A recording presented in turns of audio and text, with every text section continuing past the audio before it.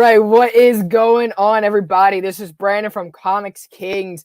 Welcome back to the kingdom, or welcome if this is your first time here. I'm going to talk about something I usually don't talk about on the channel today, but it's a huge part of me, so it's weird why I don't talk about it. I call it my gateway drug. So in this video today, I am going to be talking about kind of how I was brought into the whole Star Wars universe at a very young age. If that interests you, stick around for this video, drop a comment, let me know your origin story, because I'm very excited to hear how everyone kind of got into Star Wars, because I feel like everyone has their own kind of avenue into that universe itself, like Star Wars especially, right?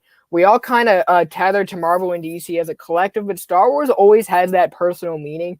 So I guess I just wanted to take the time today to communicate that with you guys and tell you about it. I've talked about it here and there on some other shows. I've talked about it on Team Nerd Herd show, so definitely go check them out.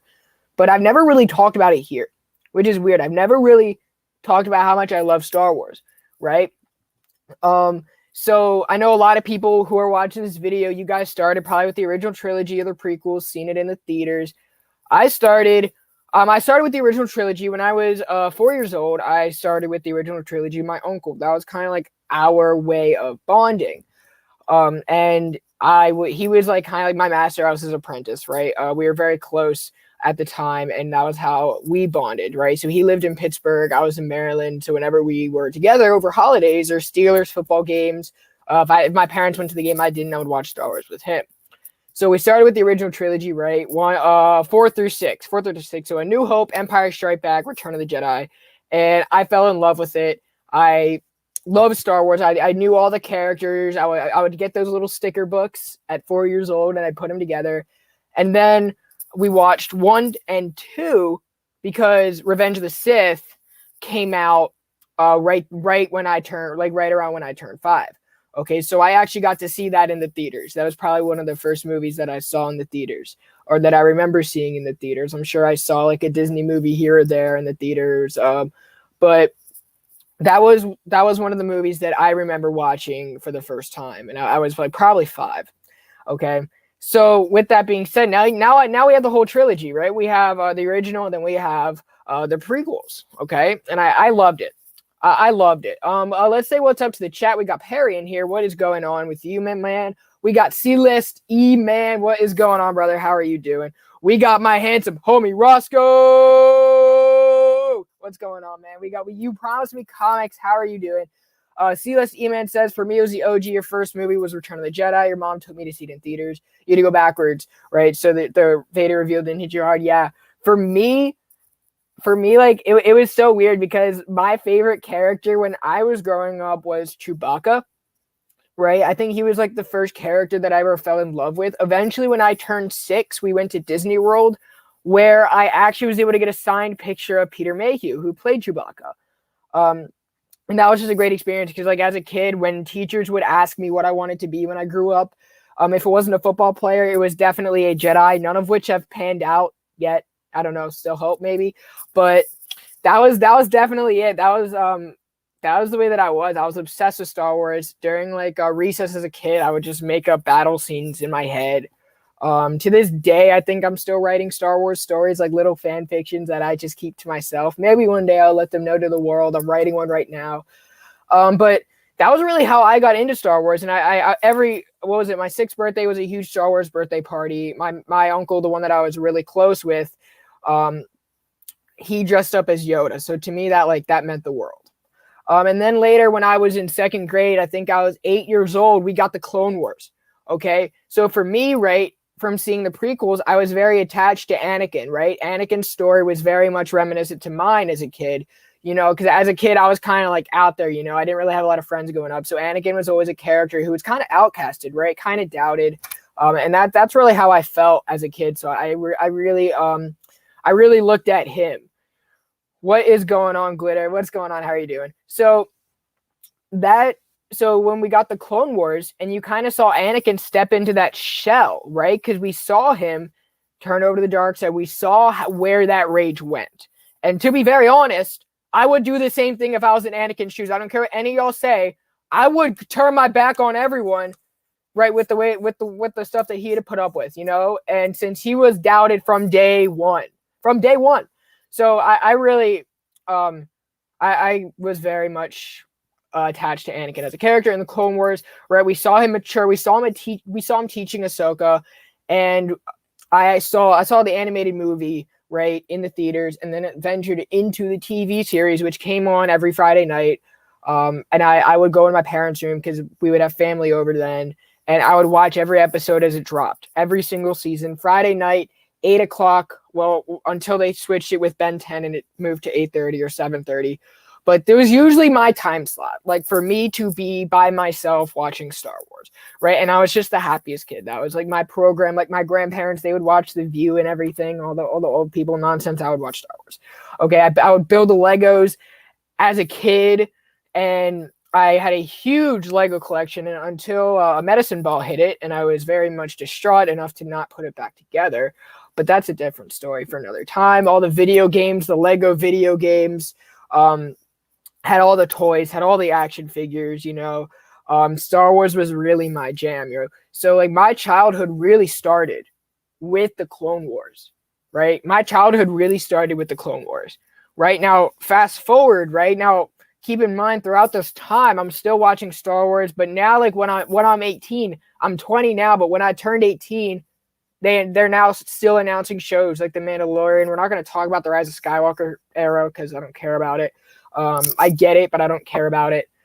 But the point is, we were still having the Clone Wars. We got another season of the Clone Wars. So for me, that was my childhood, and it ended like as I turned 19. I believe it was ending at that time, as I'm like no longer a kid, right? So it started and ended with my childhood. So when people ask me, like, what is your era of Star Wars? What's your favorite era of Star Wars? Now, obviously, I'm always going to say, hey, I love the original trilogy to death, right? All of us do. If you're a Star Wars fan, you love the original trilogy.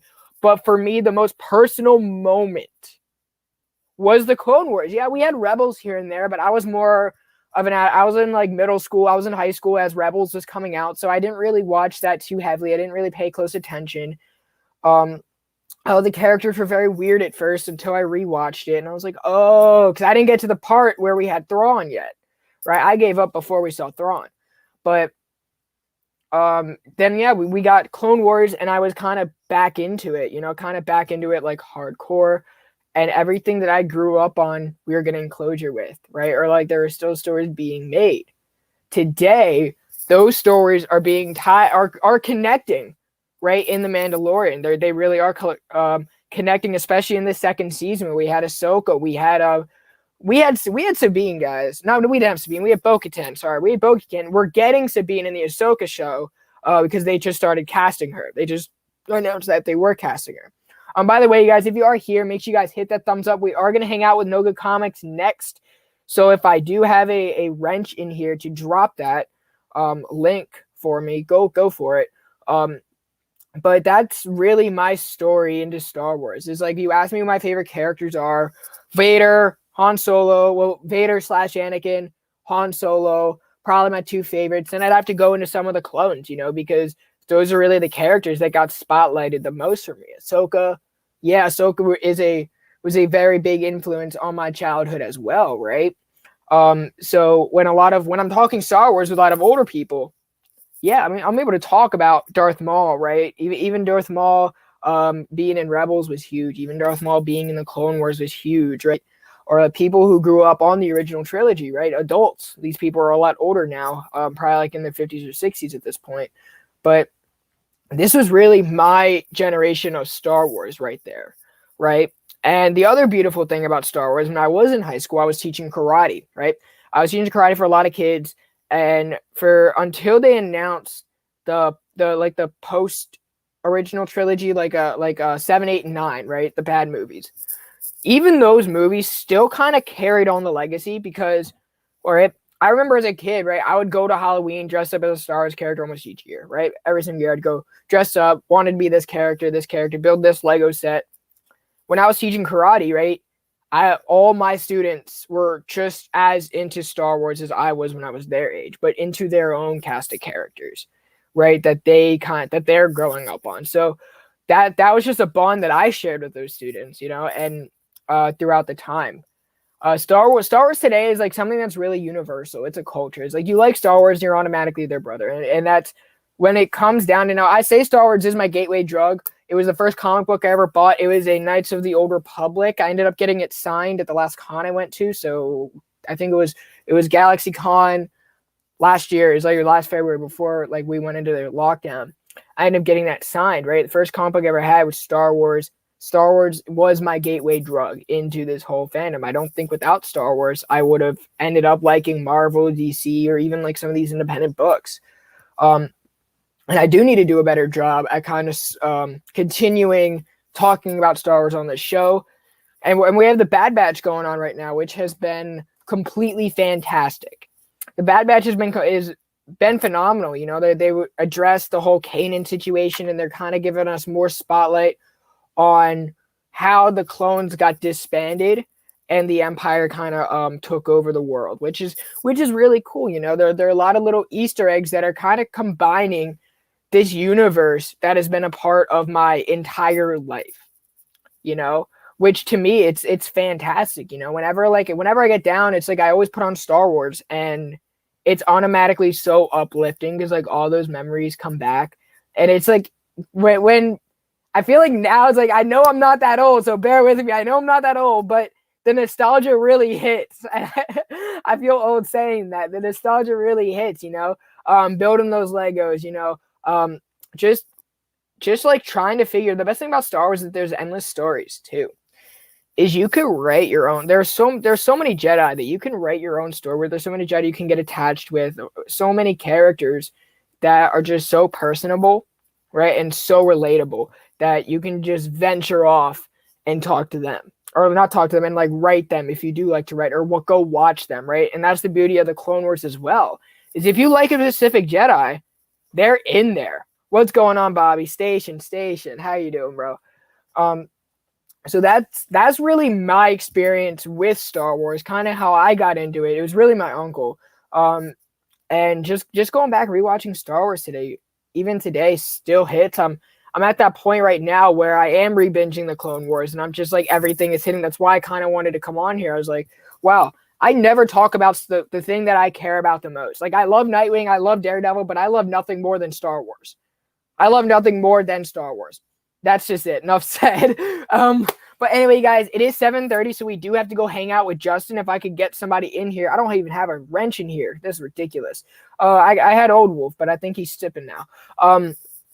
But yeah, we're going to go hang out with Justin. Everyone's links are in the description below, so make sure you guys sub up to all the Tag Team Thursday creators. Tomorrow, I am going to be live with Bryce for weekly wrap-up. And next Thursday, you guys, this just got announced, Ron Garney, the artist on Berserker, the book without any vowels, is going to be on the show to talk about Berserker. We're also going to talk about Daredevil because he did Daredevil. I mean, come on now. So that's going to be really cool. And other than that, creators I have for the show I have planned all the way throughout November right now. So it's definitely a good time. Make sure you guys go hang out with Justin. Thank you guys so much for taking the time to check out this video. Leave a comment of your favorite Star Wars memory if you have one. Thank you guys so much.